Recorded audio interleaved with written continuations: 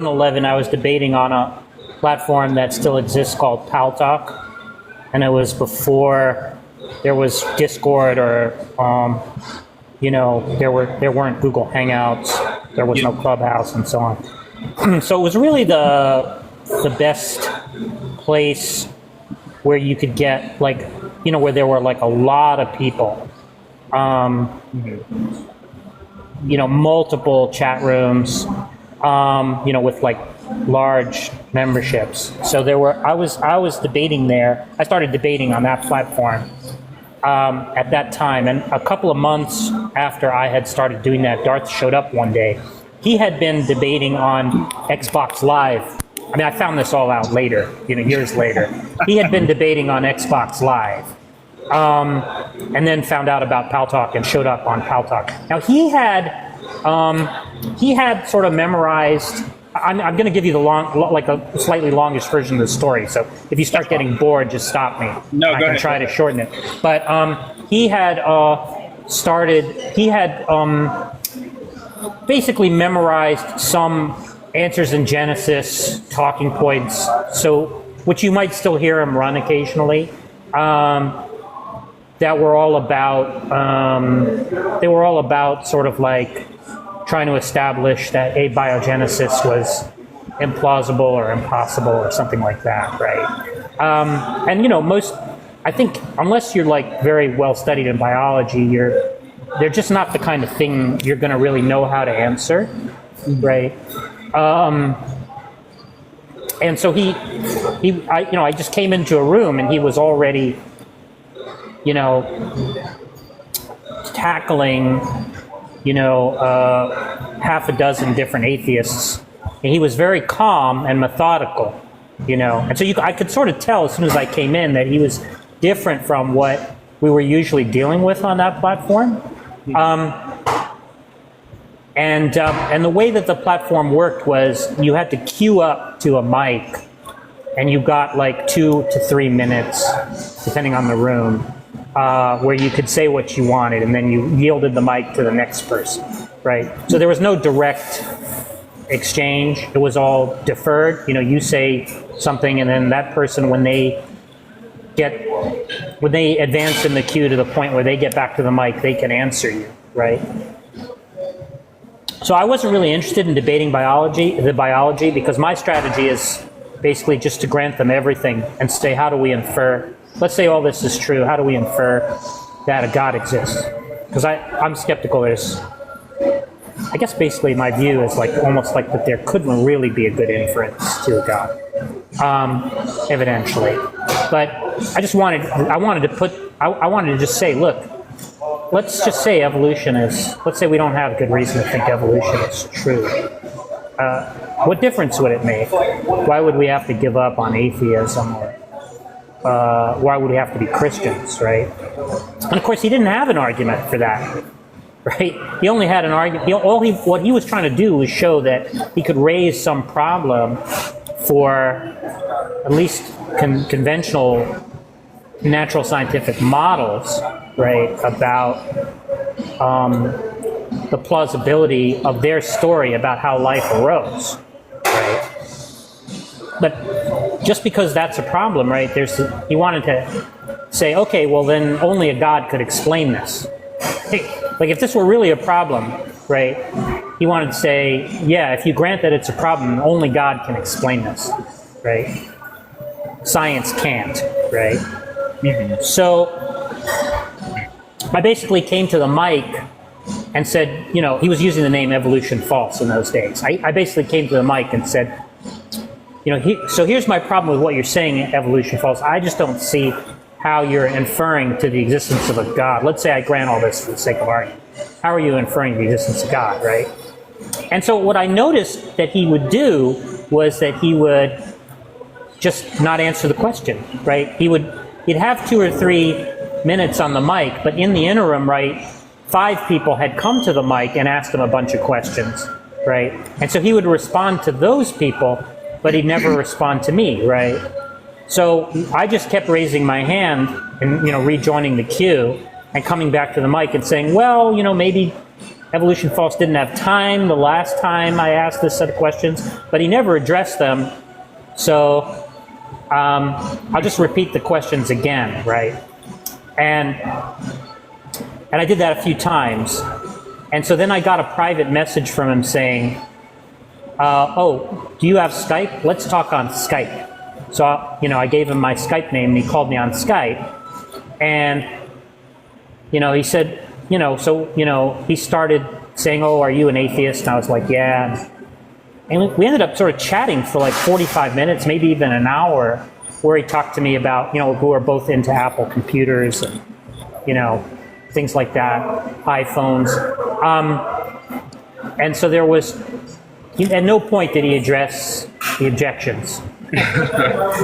So then he would go back to Pal Talk, and he would run the same script again, and then I would go back and say, oh, I didn't get answers to these questions. And then I would get a message from him saying, oh, let's talk on Skype.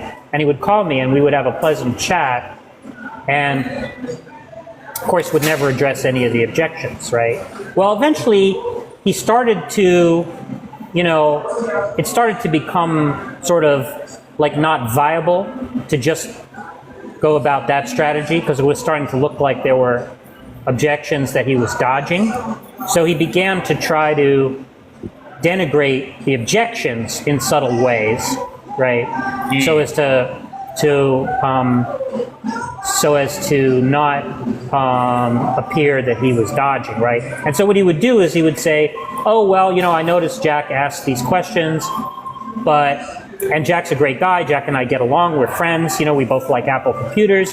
But I kind of feel like these kinds of things are just rabbit trails and philosophy speak, right? Oh, boy. Okay. So then I would go through the process of saying, well, I didn't really think what I was saying was that technical or advanced, but I'll try to dumb it down, and and he would still do the rabbit trails and philosophy speak thing, but always say, Jack's a very smart guy. I like him. We're friends. We both like Apple computers,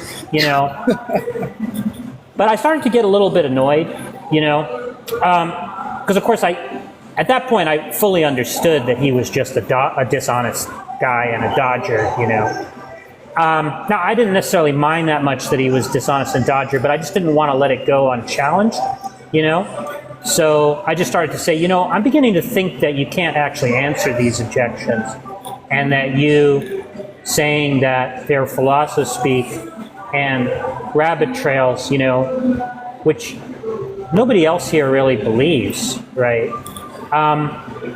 is just a way of you trying to address objections you can't answer. And so he had to make a decision, which was either come clean, right, or basically give up the charade that he was like my buddy, right, and thought highly of me, and all this stuff, right? And so he chose the latter, of course, right? And so he started to attack my character personally. And so at that point I was kind of like, okay, well now I don't have to be polite to you anymore. And not only that, I'm like so annoyed that you went about this in such a dishonest way that I'm going to like not give you a break, right? And so, he's still dealing with that 13 years, or what is it, 14 years? Yeah, 13 years later, So that's how it all started. Oh, man. Wow, that's insane. That's got to be the longest beef I've ever... That's going to be the longest beef ever. Well, I mean, it's not really a lot of work on my part at this point. I used to have to follow him from room to room now, but he sort of like has learned that he can't, because what he used to do was just try to join a VC I was in and just somehow not address me. Mm-hmm. But that was very easy to undermine, because you could just address his interlocutor. Mm-hmm. So after years of foolishly trying to do it that way, because he always ended up looking like he was running, he sorry? Oh, I'm sorry. He started to demand that I wasn't allowed on stages, right? And then he started to make a whole list of demands beyond that, right? Which was, there was a whole list of people that he didn't want, and he wanted the freedom to remove people, you know. But he couldn't do that in his own VCs before TikTok anyway, because he would just end up banning everybody. So he had to go into servers that he didn't own, right, and ask the server owners to give him a room where he had like complete autonomy, right?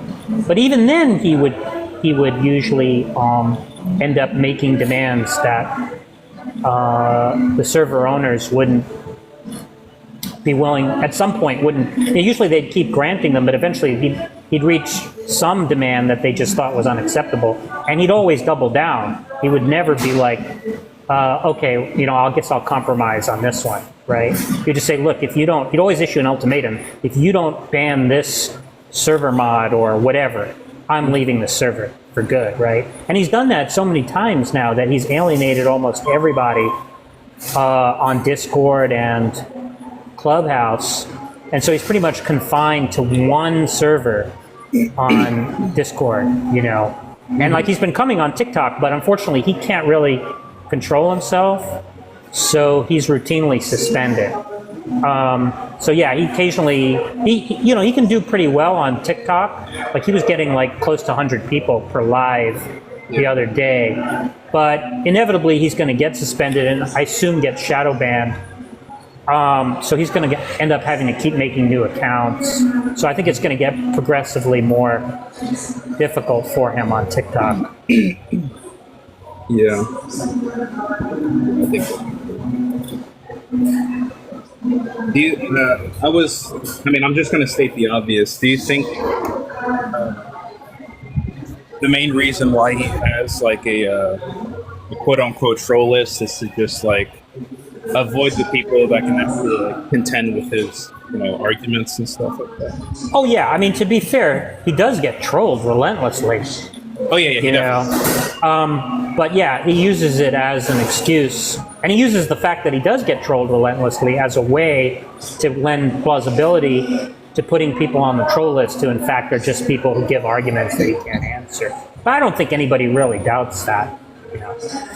I think everybody knows. I mean, there have been so many videos exposing his dishonesty, right? And all they do is just reproduce. They don't even have to go to any trouble to point out what he's doing, right? You can just sort of reproduce the conversation. Everybody can see how dishonest he is, you know? So I think everybody understands that, you know, except for like this tiny coterie of whatever you want to call them, sycophants or ball lickers, you know, that he has around him. Yeah. That's interesting. Who would you say is like the most competent like priest that you've conversed with? That I've conversed with. Yeah, because I know there's like so many, like, you know, you have the Jay Dyers, you have the Matt Slick, you know, they're pretty much all trash. I've never talked to Jay Dyer. He's a complete waste of time. He's just trash. I wouldn't even bother to talk to him. I've talked to Matt Slick many times. He's totally out of his depth. I talked to Saitan Bruggencate once. He had no response. I think I've seen that one. Yeah, that's on. I think that's on Ask Yourself's, one of his channels. Right? Yeah, that was on Discord in Ask Yourself server. It was a short. It was probably under 5 minutes. But yeah, he had no response. Eli Ayala, we basically posed the same question to him. You know, I think that's recorded. I think that's on Tom Rabbit's channel. We basically posed the same question for him. How do you justify the first premise? He didn't even really understand, like, that he needed to give an argument for that so as not to beg the question. like he didn't really even understand what type of argument he was running, really. And so he was like very surprised that he would have to do that. But then he was like, yeah, okay, but we've sort of got him to see, yeah, I guess you're right. Why would anybody accept this unless I could give an argument for it? And he said, well, I'll get back to you. And it's probably like, 3 years, 4 years later? I don't even know how long ago that was. But yeah, we've never heard back from that guy. I don't know if you know who Jimmy Stevens is. He's complete trash. I'm trying to think of who else is prominent.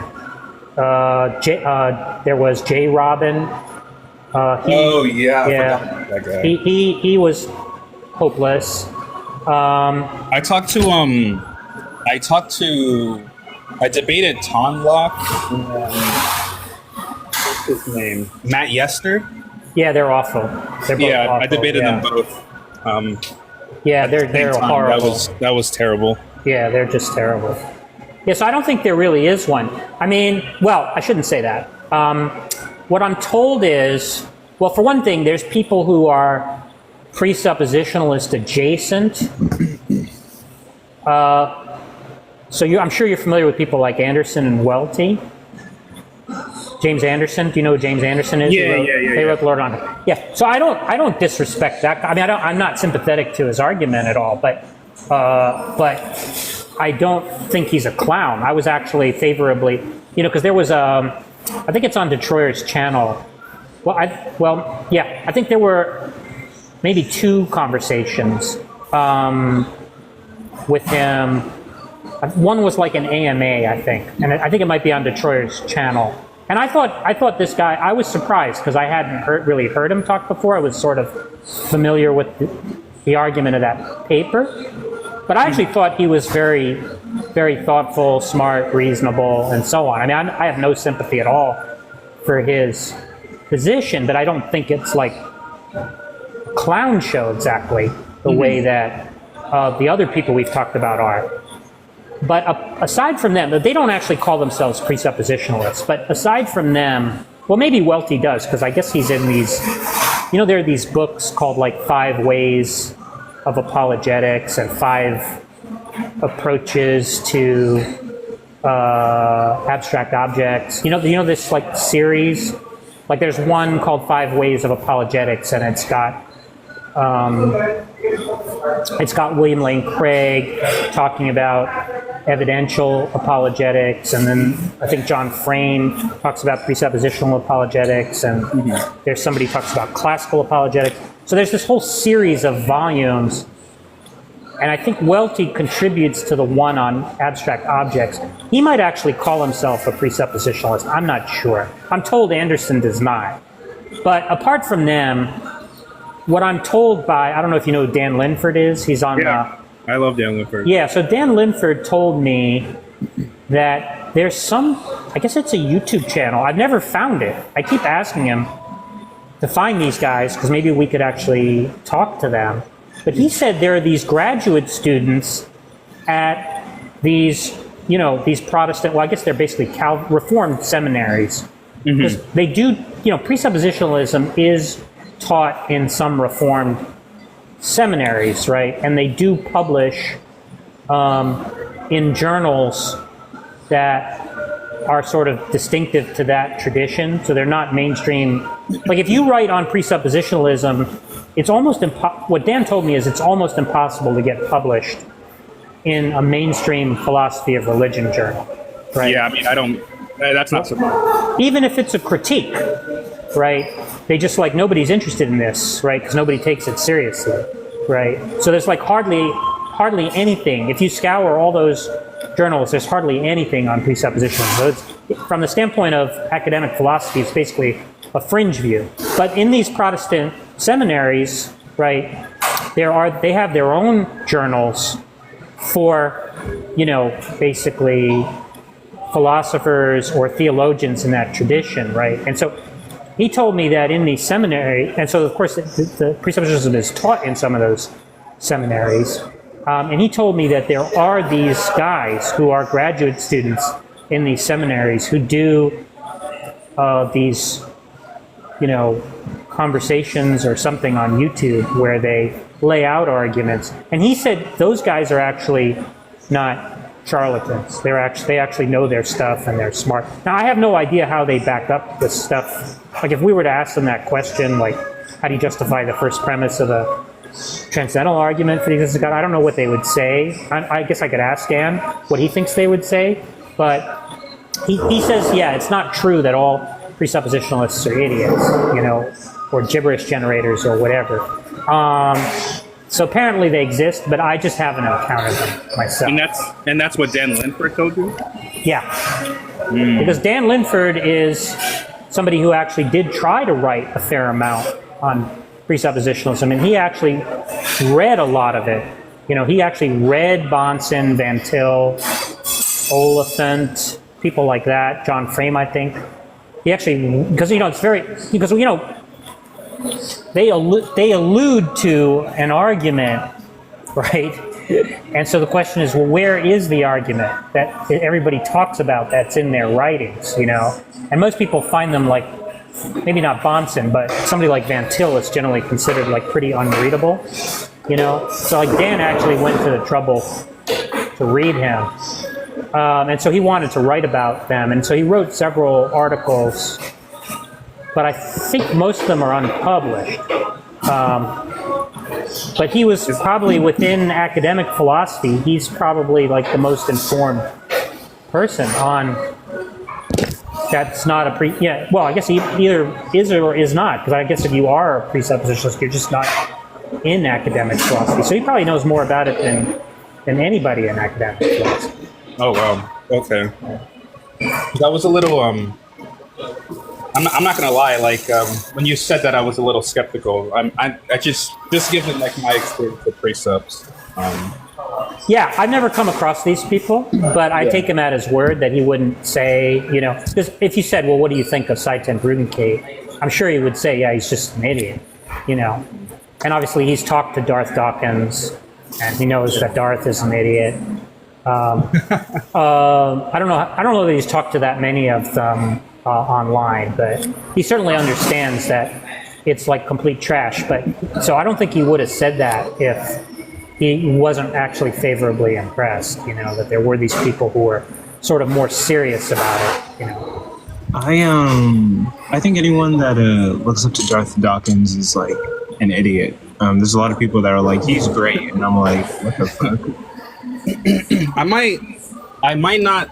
I don't know if I'd go as far as to say they're an idiot. I think Darth can just come off as like a very strong debater, just someone who isn't like familiar with like the debate sphere, or like just philosophy in general. So I don't know if I'd call them an idiot, because like I can see how his kind of methods would like kind of convince people that he's a strong debater and stuff like that. Yeah, I mean, idiot is a strong word. I don't really have a lot of hesitation saying Darth is an idiot, though. I do think that I do think he has certain skills, because he is very skilled at controlling a conversation. For example, but yeah, he says incredibly dumb stuff, right? Like he says things like, just to give you some of the greatest hits, that he can think his thoughts before he thinks them, that clocks don't measure time, that chance is another version of necessity, two deterministic streams intersecting as opposed to one, that one can equal three in spiritual math, right? So if you're saying stuff like that, I think, if you're not an idiot for saying stuff like that, then it doesn't seem like the word idiot applies to anybody, right? But of course, I think I wouldn't want to attack somebody's intelligence merely for being impressed by Darth Dawkins, because I think it could just be that you haven't really thought about it very carefully, and you haven't been exposed to the criticisms. So I wouldn't want to like denigrate somebody's intelligence just for that. Yeah, absolutely. I think the one thing that throws me off about Darth Dawkins is like the language that he uses. But I could just ask about the definition of things. Well, he's not gonna look. I mean, you can't really talk to Darth. It's important to understand. There's just no way to have a conversation with Darth. really. Because he's just going to not answer questions. Like when he says stuff like, God is what's required to secure the conditions for possibility, or something like that, right? And you say, well, what do you mean by secure the conditions for possibility? He's not going to answer that question, right? He'll just say some gibberish thing which will not be illuminating. I don't know if you're still talking, Jack. Well, what I was gonna say was My battery, when my battery was low, and so when it gives the notification saying low battery, it actually like takes me off the app so that I don't have access to the mic. So I was just saying, like, at best he's going to just say some gibberish thing, which will require further questions. And as you keep asking questions, he will start to say, you know, look, you're just playing this game where you're asking questions, right? I'm familiar with that game, you know. It's just a way of dodging, you know. So there's just sort of no way you could really have a conversation with him. The only way you could do it is if you made it look like you were on his side or were a neutral party, right? Like if you said, okay, I'm a Christian and I've talked to some atheists and they've said this and I wasn't sure how to respond to this, right? And then he said, well, the response to that is XYZ. And then you could say, okay, can you explain that to me, right? And then, of course, he's going to start getting into more and more contortions. Mm-hmm. You know, there's just going to be more and more contortions of him trying to explain stuff as you keep, and that could be interesting, right? Because you'll just see what a mess the whole thing is and how he just talks out of his ass. Similarly, you could do it if you said, I'm kind of undecided. I'm sympathetic to becoming a Christian. I don't have like some commitment to atheism, but I just want to really understand your reasoning, right? Mm-hmm. So if you made it seem like you were non-adversarial, again, I think you could draw him out more. That's really your only hope, you know. Oh, okay. But he's an extremely dishonest person, like on a scale like that's like scarcely credible, right? That anybody could be that. I mean, it's just like the stuff that he will say, you know, that he'll accuse you of, and all that. I mean, it's just unfucking believable. Yeah. I think he also he does the very thing that he accuses other people when he says other people use like philosophical jargon. Yeah. Okay. And all he does is say a bunch of gibberish. Yeah. I mean, I've had a conversation with him. I try to like get clear as to what he was saying, and then he just would reply back with like equally like obfuscating terminology, and I was just like, what the and then like I would and then what I would do is I'd go, are you saying this and this? Like I'll say very simply, all right? He goes, yes. I'm like, why didn't you just say that? Like it just seems like you're just needlessly obfuscating to just make it seem like you're like doing better in the discussion, or to like confuse me, or what? I don't get it. He is trying to obfuscate. So he's just being like a pretentious, dishonest interlocutor. That is what he is. Interesting. I mean, you know, I should tell you something interesting about this. I told you guys earlier that he was, when I first met him, he was an evidentialist. So we started to ask him these kinds of questions. In those days, we started to ask him, all right, if there's evidence for God, what would count as evidence against God? Right? Mm-hmm. You know, so essentially, what would falsify the God hypothesis? Right? Of course, he wanted to say everything was evidence for God. right?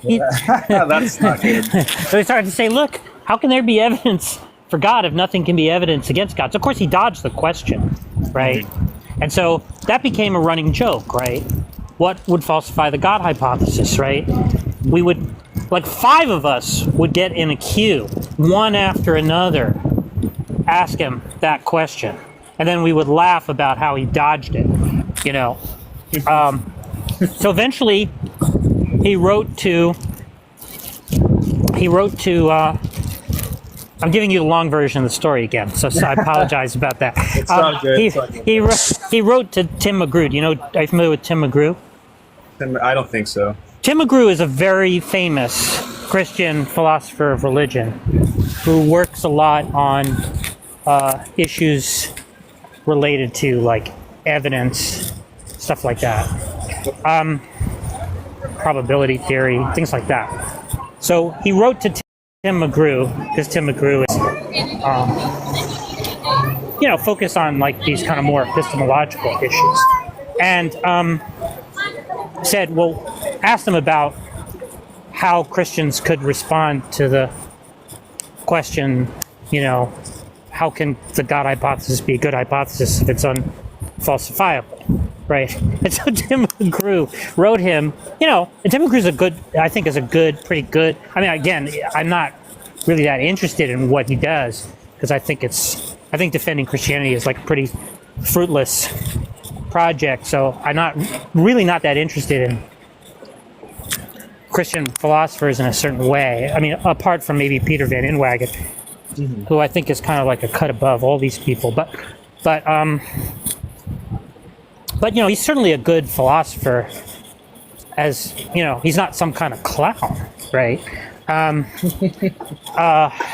So he wrote him a very serious, thoughtful, informed response about how the falsification criterion has been largely abandoned in philosophy of science, for various reasons, partly because of the Duhem Quine thesis, and stuff like that. And that the verificationist project has been abandoned, all this stuff, right? And so Darth started parroting this stuff from Tim McGrew, right? Now, at one point he was in a VC, he was in a hangout on Google Talk, or was it Google Chats or whatever,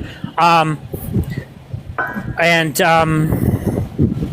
you can actually see part of it on the, I don't know if you're familiar with the Darwin's Greatest Hits channel. Yeah, I am. Yeah, so they, unfortunately, the whole conversation is not there. It got, like, the person who hosted it deleted it, and Darwin's Greatest Hits was only able to get, like, the last, 10 minutes of it, maybe, something like that. So, but what happened was there was some guy who was just a deer, some atheist or agnostic who was like a deer in the headlights, right? And Darth was like dying to talk to this guy, and I just started to bring up the question, how could there be evidence for a hypothesis if the hypothesis doesn't predict things that, if they weren't observed, would count as evidence against the hypothesis, right? So evidence requires the possibility of confirmability, right? And therefore disconfirmability, right? And so he kept dodging the question. And so this guy, I don't know if you're familiar with this guy, Ozymandias, but he ended up joining the live and was really annoyed that Darth was dodging the question. And so he started pressing the question. Darth said, I don't talk to Jack Angstreich. He's a stalker and a troll and all this. And Ozymandias was like, look, I don't care about any of that stuff. I just want to understand the question. And so Darth brought up the Duhem Quine thesis, right? And, so he's saying, look, just because some observation is prima facie inconsistent with some hypothesis, it's not necessarily the hypothesis in question that is contradicted by the evidence, but it could be some background assumption that is, right? And and said, well, yeah. And so then I think what ended up being explained was that, look, it still has to be the case that, the hypothesis has to predict something, and therefore some things are unexpected on the hypothesis, even if you explain the observation of those unexpected things in some way that preserves the hypothesis, right? Mm-hmm. And so we still need to know what would falsify the God hypothesis. And so Darth ended up stupidly saying, not because this claim itself is stupid, but because it was inconsistent with what he said before, which was, it would be a simple matter to falsify the existence of the Christian God. All you'd have to do is find the body of Jesus of Nazareth, right? So then I was like, and you can hear this part of it in the recording on Darwin's Greatest Hits channel. I was like, oh, so before Darth was saying that the Duhem-Quine thesis makes it the case that nothing is falsifiable, and now all of a sudden he says it's a simple matter to falsify falsify Christianity. You just need to find the body of Jesus of Nazareth. So what is his position? Either it's falsifiable or it's not. It just seems to be a mess, And Darth just left the VC. Usually he would make an excuse, like I've got to walk the dog, I got a phone call, I got to make lunch, I got to go pick up my son. Yeah. Nothing. He just left, right? He was just completely outplayed, So that was one thing, right? And another thing was he was asked about the design. We asked him, why do you believe in the existence of God? Why do you believe that God exists, right? And he said, because of the design inference.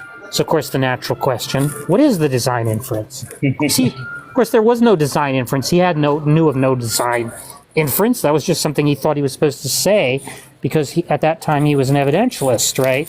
And became progressively embarrassing that he could never produce the design inference, right?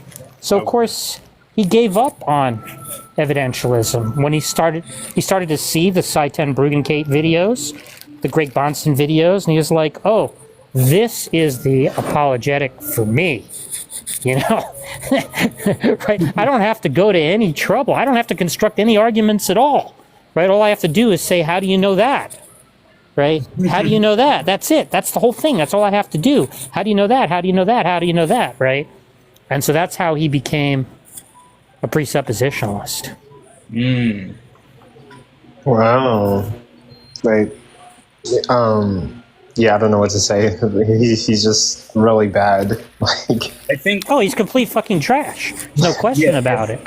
I think this is probably a similar phenomenon with a lot of people who adopt presup, where it's like, oh, I don't have to meet this burden for the claim that I make. I don't have to intellectually pretty much exhaust every corner of my view. All I can do is just ask my interlocutor a bunch of questions, and then there we go. Now I don't have to defend my view. It's just so much easier that way. Just be on the offense and not on the defense kind of thing. Keep burden shifting, and I can see why it's a very compelling apologetic. I for newbies and stuff. I definitely do see it. But unfortunately, when they actually come across someone who has a surface level knowledge on philosophy, you quickly see how it crumbles. Oh no, absolutely. Yeah. Oh no, this is kind of weird.